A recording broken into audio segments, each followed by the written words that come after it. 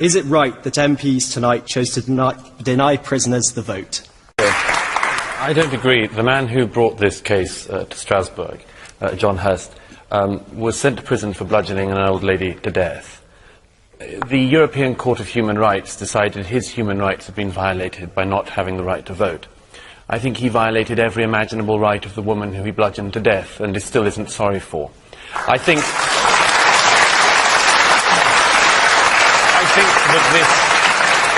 that this case points to the terrible thing that is happening in Strasbourg, which is that activist judges and ambulance-chasing lawyers are creating a situation where the ordinary human rights of ordinary people are routinely being trumped by the unordinary rights of people who have behaved appallingly in society.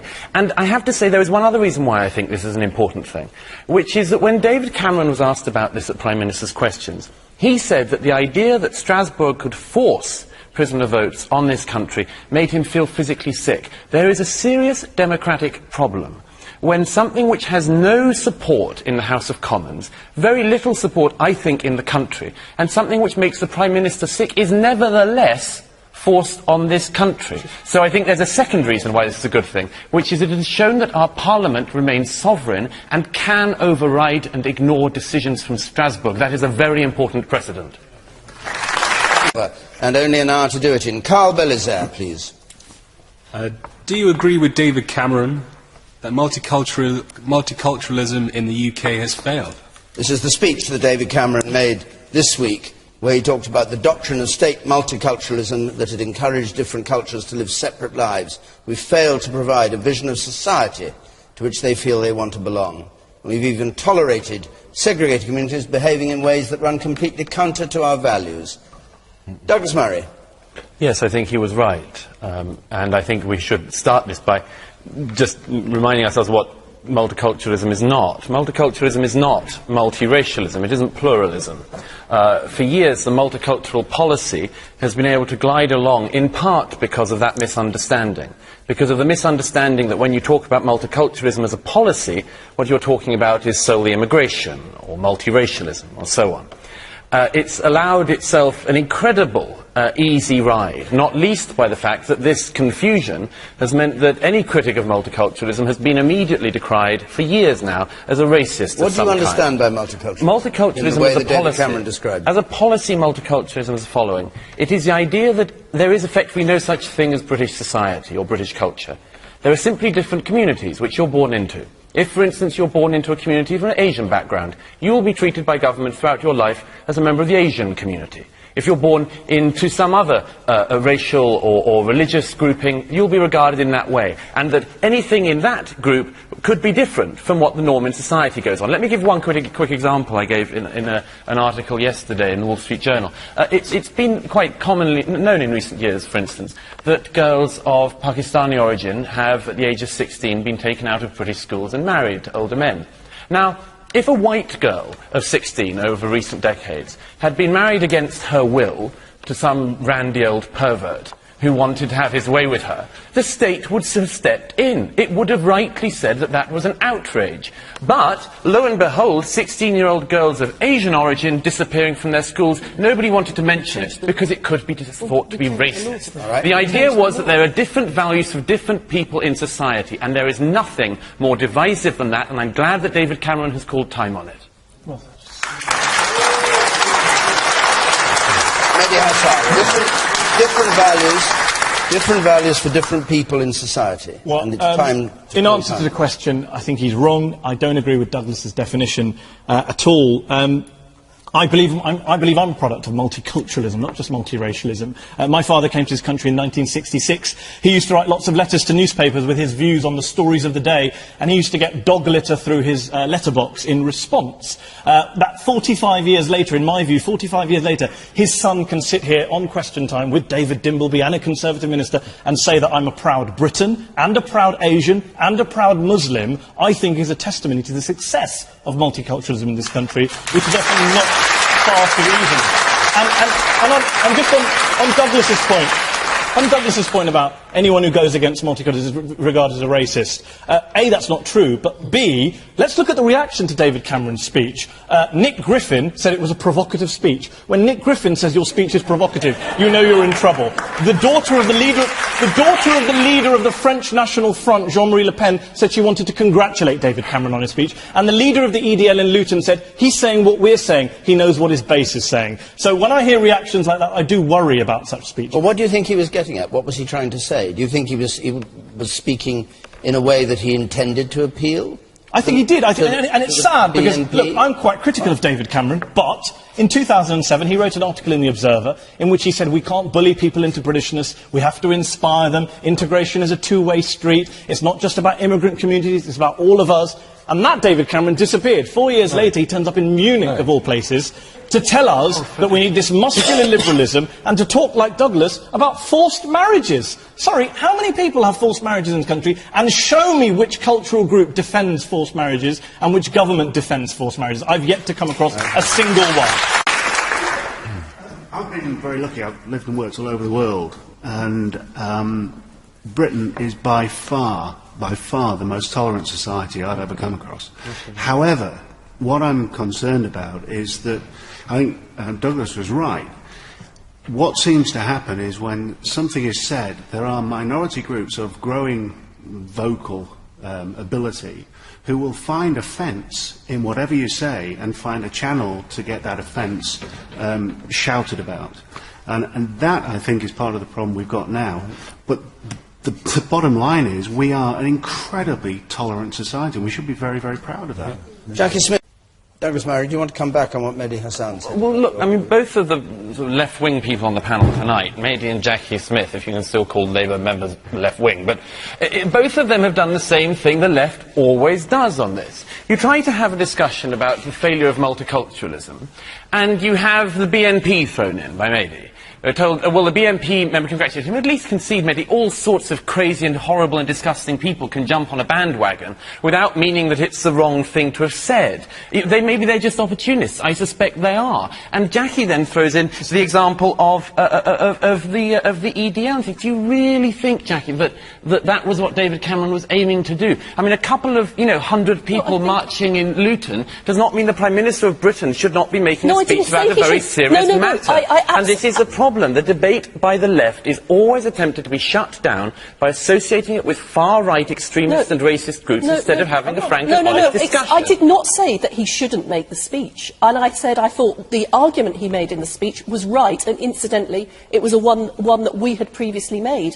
What I said was it would have been appropriate, given that speech, to also say that when we're promoting shared British values against Islamist extremism, we should also do it against right-wing extremism. And I think you can belittle the idea of a couple of hundred extremists, but if you put yourself in the shoes of a British Muslim in Luton or in other cities where the EDL have marched who live in fear of those groups, then I think they have a right for their Prime Minister not to go abroad to Germany and send them lectures from there on who isn't and isn't an extremist. Take a couple of points from our audience, and then we'll go on to another question. The gentleman there, you say. And you, sir. I mean, I agree with the gentleman who just said that Britain is a very tolerant society. Yes, it is very true. It's a very, very tolerant society. Sadly, the tolerance of this country has been abused by certain religious groups. And I completely agree with Douglas Murray when he said that Mr. Cameron has done the right thing. And I hope Mr. Cameron means business. Now, Mr. Cameron was making this speech in the context of terrorism. And what he was trying to convey a message was how we target terrorism. Unfortunately, this country in the last 15 years has not addressed the root cause of terrorism. The root cause of terrorism is bad teaching in religious schools. And that has to be addressed fundamentally. It's rubbish. You're saying rubbish. It's rubbish. I mean, very briefly, we didn't get into this, but one of my other objections to David Cameron's speech is the idea, you want to give a speech on multiculturalism, give a speech on multiculturalism. You want to give a speech on counter-terrorism, give a speech on counter-terrorism. Don't pretend they're one and the same thing. Don't offend our intelligence. Terrorism is not a cultural problem. Terrorism is a political problem. No, and it's a religious problem as well. And it's a religious problem. In your view, Douglas. No, in the view of a lot of people, including the people who carry out acts of terror, who say they do it in the name of religion. They also say they do it because of foreign policy, and you always ignore that bit, don't you, Douglas? No, I don't. When they say they do it because of Iraq. You don't notice that, though. At least listen to the reason they say they do. Agreed. So why didn't he talk about foreign policy in his speech on I'm willing Saturday? to talk about foreign policy, as would David Cameron be. Good. But he you didn't. cannot But he keep on didn't. pretending that there is no religious component to the I thought you terrorism, said it was because there cultural. is. I thought you said it was cultural. No, just, wait a minute, Eddie. Cultural and religion Just is not the same. stick with religion. You're saying there is no religious component. I'm saying there is a religious component. I'm saying it's not right. a cultural component. The people who blew themselves up on the London Underground were not people who couldn't speak English or didn't go to secular Absolutely, schools. that's the tragedy of it. Well, That's then one don't of the say it's a tragedies of cultural it. problem. No, but you're don't trying pretend to, that forced marriage. Because maybe you're doing what They George weren't on a is that forced you are marriage. ignoring Okay, and If you ignoring. both I can speak at assure once, you. nobody can hear, so let's have a little bit of order, shall we? Let's have a question, please, from Gemma Perlin. Could the introduction of democracy to Egypt have the effect of destabilising the Middle East and lead to a string of anti-Western extremist Arab states in the region? The first thing is that to get back to the question, I mean, the issue of democracy across the region. Some of us have been arguing for many years that Arab states, Muslim majority countries, have the same desire for democracy as the rest of the world. You used to hear people say about the Eastern Bloc, the Eastern Europeans can't cope with democracy. Lo and behold, they could. You used to hear it said about South America, the same thing. South Americans somehow can't cope with democracy. Lo and behold, they could. And the same thing is becoming clear across the Arab and Muslim world. The Lebanese Druze leader, Walid Jumblat, said that the sight in 2005 of Iraqis going to the polls for the first time would have in time a seismic effect in the region, because people would not see their neighbours going to vote and not want that themselves. Now, this is coming sometime after most of us expected it, but there are obviously problems, and it's naive to walk into this and ignore some of the problems within Egypt. Do you see Mubarak, as Mehdi Hasan said, as our person, the West's person in Egypt? No. Or do you think that we should have... I think it's equally patronising to the people of Egypt to assume they have had no role in their own country. However, the West has had a very complex and, I think, unfortunate, regrettable situation in recent years of thinking that stability and the pursuit of stability in the region was the most important thing. That has come back to bite us again and again, not least in the rise in anti-Western feeling across the region. There is a problem, though, and it has to be flagged up to go back to the question, which is the Brotherhood. The Brotherhood, if it didn't have Muslim in the name, would be being described at the moment as a fascist political party. It has its roots in fascism. It is an extremist organisation. Its offshoot, the Hamas in the Gaza, when it got into power, immediately killed its opposition, and it hasn't had another election. It was just another one announced, July the 9th this year. There was meant to be another election in the Palestinian areas. The Hamas have said no. They are a one-vote, once political party, and we can't be so naive to think we can't. No. They cannot be so naive as to think that the Brotherhood, if they came to power in Egypt, will be anything other than a disaster for the region. Well, the state do we have the right to intervene to prevent it? No. Let me clarify this. So the following: it is very unwise for leaders like William Hague, David Cameron, and Barack Obama to be saying who they would like to run Egypt. It's a choice for the Egyptian people, and they should remain silent. But that does not mean that behind the scenes and elsewhere you cannot say that the government, whatever it is that comes in Egypt, has to abide by, among other things, international norms, peace treaties, including the Treaty of Peace that has kept peace between Egypt and Israel for 3 decades now.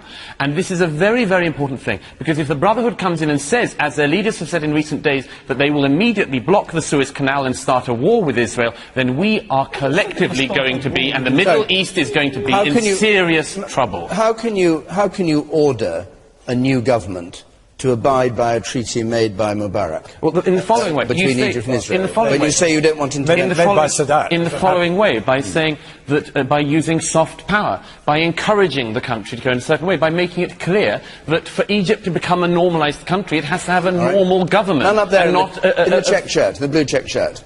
It's somebody with a striped shirt. Doesn't matter. Yeah, I think the big difference between Eastern Europe and the Middle East is Islam. And some would say that Islam is not compatible with democracy. Okay. And tell that to the Indonesians. Yeah, Indonesia is the largest Muslim country in the world and is a democracy. So. The woman up there on the left there. Yes. I find what Douglas Murray is saying objectionable. He's saying in public, oh, the leaders, we mustn't say who should be in power in Egypt, but actually you're advocating behind-the-scenes action and covert action to influence it. And you also seem to me to be saying that the will of the Egyptian people, should they democratically elect the Muslim Brotherhood, who I notice you refer to as the Brotherhood, because it makes them sound more mysterious and dangerous, that actually we should start interfering then and telling Egyptians how they should vote and how their government should behave. I hope I made it clear that I think that it would be regrettable for the Egyptian people, for the region and the international community if an extremist organisation like the Brotherhood took control of Egypt, did what